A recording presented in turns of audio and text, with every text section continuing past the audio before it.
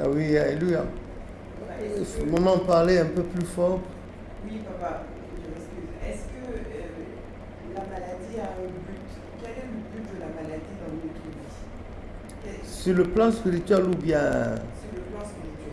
Ah, bon, mais la maman, pour elle pose la question de savoir quel est le but de la maladie. La maladie n'est pas consciente. Elle dit quel est le but de la maladie dans notre vie. Ben, je commence par rectifier en disant que la maladie n'est pas une chose consciente d'elle-même. C'est l'individu qui se sent malade, c'est-à-dire qu'il y a quelque chose d'irrégulier en lui. Quelque chose qui ne va pas. C'est ce qu'il appelle maladie. Bon. La maladie peut être quelque chose de passager. La maladie peut être quelque chose d'endémique. La maladie peut être quelque chose de passager dans le sens qu'il y a à peine 2 ans, vous avez vu le terrible mal là qui est sorti de n'importe où, qui a tué des gens sans cause, puis il y a eu des séquelles, etc., etc. Que Dieu nous en épargne. Mais quand un homme est malade, il y en a qui sont conscients d'être la cause de leur maladie, comme j'explique dans la vidéo de tout à l'heure. Il y en a qui ne savent pas du tout. Et il y a des maladies qui sont comme ça, il y a les maladies auto-immunes ou bien il y a aussi des maladies qui viennent parfois de ravager les trucs. Dans le passé, on a parlé de la peste, on a parlé de, comme récemment, ils ont parlé de ce mal-là dont je me garde d'appeler le nom. Ça ne m'intéresse pas que ce mal-là meure à jamais avec ses méfaits. Donc, le but de la maladie, si sur le plan spirituel, le but d'une maladie peut être une dette karmique. Le but d'une maladie également peut être le fait que l'Éternel se taise, Job 33 à partir du verset 14, pour montrer à l'individu combien il est fragile. Il y en a qui sont malades et les gens pensent que c'est parce qu'ils ont péché, comme il m'était arrivé de le dire dans le passé. Non, on peut être malade, même gravement malade, et être ami de Dieu. Saint Paul, il était malade et dans son corps, le malin lui avait mis une écharpe là-dedans, mais il a tenu le coup. Regardez tout ce qu'il a fait. Quel est l'apôtre dans la Bible en matière de mission évangélique, celui-là, surtout dans le Nouveau Testament, qui a autant fait que Paul? Mais il avait ce mal-là dans le corps. Et plus d'une fois, il est allé vers l'Éternel, il a dit, il s'est plaint, le Seigneur a dit, non, ma grâce te suffit. Ah, le roi Ézéchias de Jérusalem, vous avez vu, de Juda, vous avez vu, il était malade à mort, lui aussi. Et l'Éternel a parlé par le prophète Isaïe pour lui, avec des figues, là, feuilles de figues ou bien de figuier, il s'est soigné de ses ulcères. Timothée aussi, il souffrait d'ulcères et Saint Paul lui a dit, ne te contente pas seulement que de boire de l'eau, que pour ton ulcère là, tu peux prendre un peu de vin.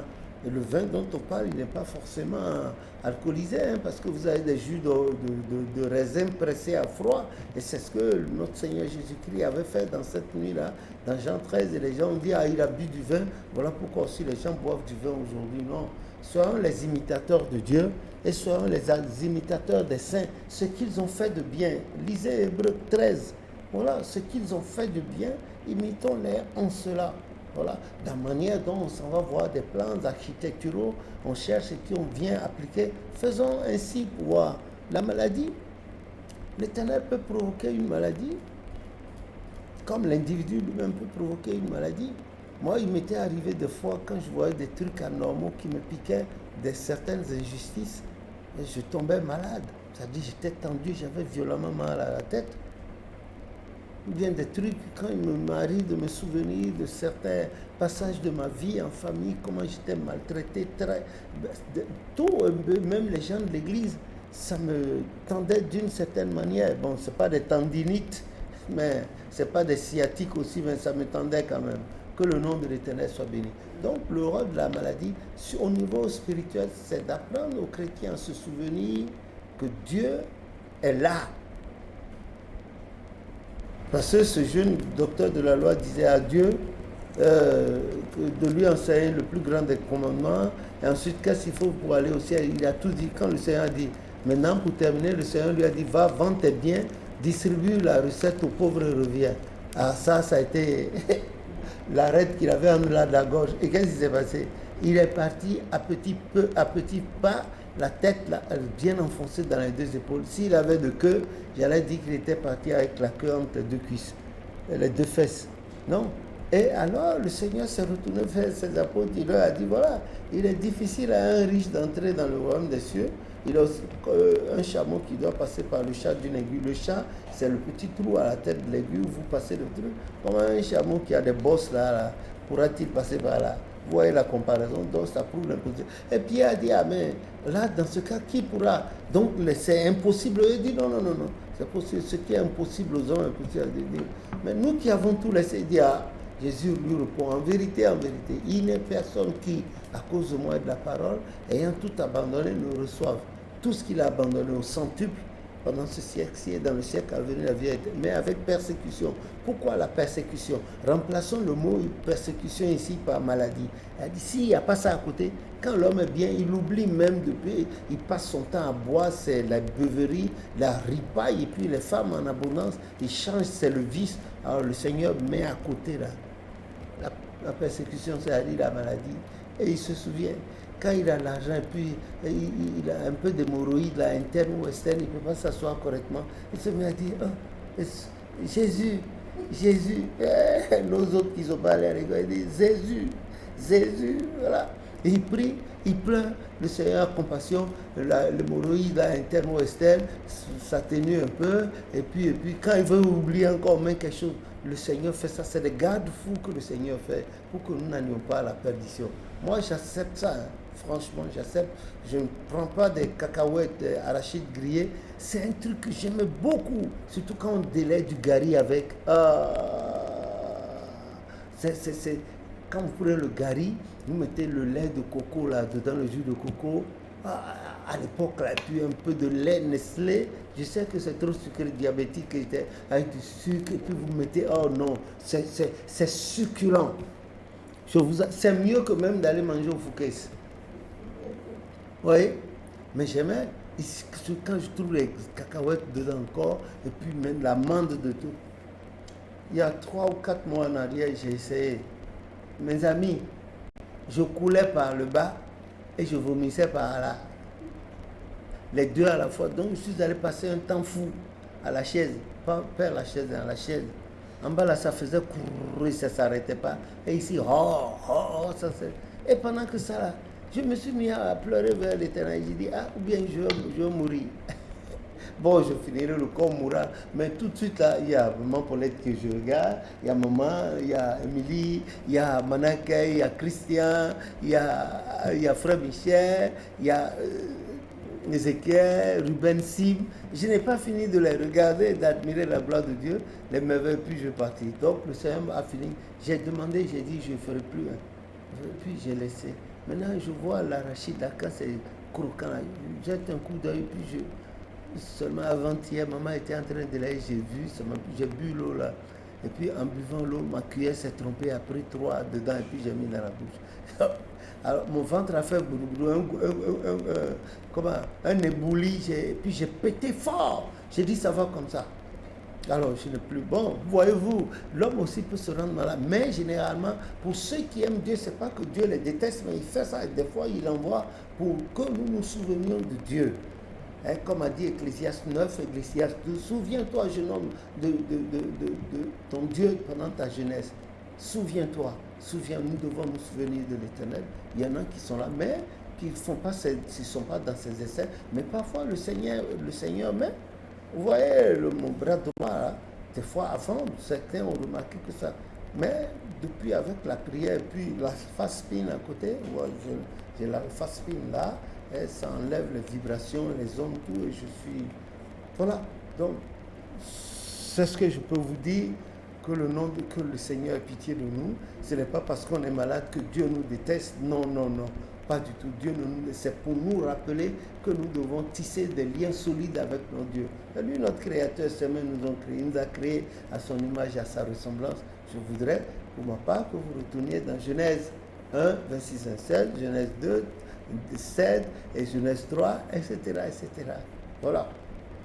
C'est ce que je pouvais dire à maman. Je pouvais répondre sommairement. Je ne sais pas si elle a d'autres questions à ajouter, parce que nous sommes là à 10 minutes déjà. Oui.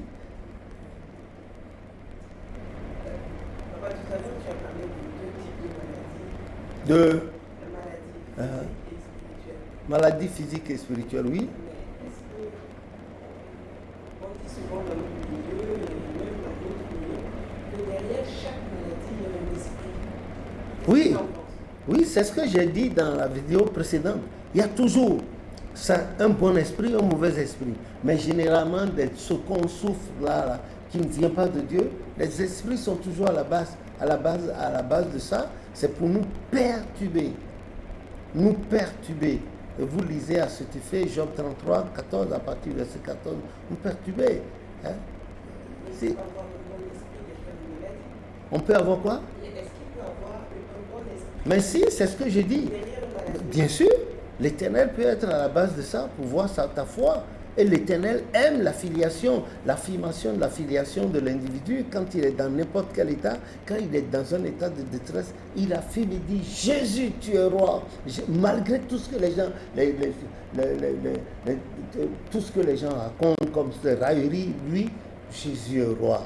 Jésus est roi. L'Éternel est content, il dit, mais voilà mon fils, ma créature là, qui est dans des problèmes de santé, mais qui continue d'affirmer sa filiation en moi, l'Éternel le bénit, c'est une bénédiction. Il peut en être mort jusqu'à la mort, en être malade jusqu'à la mort. Les gens, il n'y a pas une mauvaise mort, une bonne mort. Une mort, c'est une mort. La fin de la vie physique, mais l'Éternel l'accepte. Comme il peut être bien portant et que l'Éternel... Tu vois, c'est nous qui posons des critères, tout ça. L'Éternel sait comment il nous aime, que son nom soit béni. Et ça me donne une idée de ne plus dire aux gens, vous êtes... Non, non, non. Sincèrement, c'est une grosse bêtise que nous faisons de croire que les gens n'ont pas la foi, les gens n'ont pas ceci. Qui est-ce qui a le pouvoir discrétionnaire d'apprécier la foi de quelqu'un? Hein? Si ce n'est pas lui. Et puis celui à qui l'Esprit révèle. Voilà. Donc c'est ce que je peux dire pour répondre à ta question, maman Paulette. Tandis que nous sommes à 3h10 de la nuit. Elle dit oui, quel est le but de la maladie? C'est ça. Bon, la maladie par elle-même n'est pas consciente, mais les forces du mal qui envoient certaines maladies sur les individus, les animaux aussi, ce sont ces forces du mal qui sont conscientes, qui envoient quelque chose d'inconscient pour alourdir la vie de l'individu. Et puis Dieu aussi, le mal peut venir de Dieu. Ça ne veut pas dire que Dieu déteste la personne. Dieu peut aimer la personne, mais fait ça pour empêcher que celui-là pire ne lui arrive. Quelqu'un qui doit aller au travail, puis subitement se met à faire la diarrhée. Il reste à la maison et il apprend que sur le chemin, il y a eu ça. Ou bien au travail, il y a eu une explosion et plein de ses camarades sont... Celui-là, on dira quoi? C'est l'Éternel qui a été là juste pour le protéger. Lui, il est omniscient, il voit tout. Que son nom soit béni et il sait tout.